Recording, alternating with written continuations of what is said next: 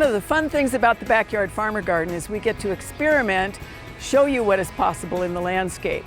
And if you look at where we are now, we have some little tiny apple trees. We're going to turn this area, which used to be hops, into espalier. That is a word that basically means let's train plants into a flat plane. It's a very ancient technique. Oftentimes fruit trees are used for it. You don't have to use fruit trees.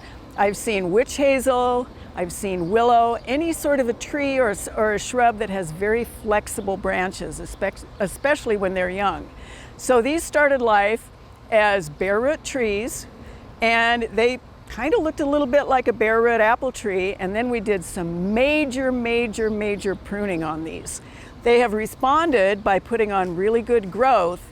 To be able to get the pruning done properly though, what we did is we deliberately decided we're going to run our lines of espalier, the flat plane, this direction, we're going to turn the corner, go the other direction, turn the corner. So from a design standpoint, you'll be able to see this beautiful living fence in a flat plane all the way from the bottom of the hill.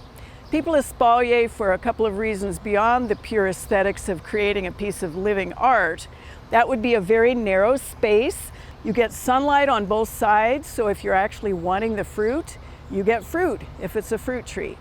But this is also something that requires a lot of tender loving care, starting again, if possible, with when you put those trees in the ground, being able to do the pruning, select the cuts, so that ultimately you can train them on wires.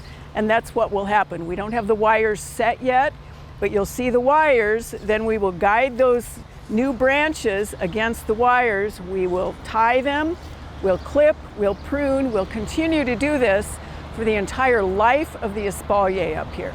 This will end up being a really beautiful thing for you to look at. It's possible to do it with a single plant. You don't have to have 6, 9, 12, or 15. You can also train them into an X or a vase or a pyramid. So it's kind of up to you, and then you have to decide based on the plant whether you're going to pick the right branches for that to start with. It's a little tricky to do this if you get hard wood, so old wood, because it's not nearly as pliable depending on the species. And then you're probably not going to end up with the exact aesthetics that you wanted. So we're going to do this actually as a part of a series, because obviously they kind of look like just little old apple trees right now. We'll get the wires up.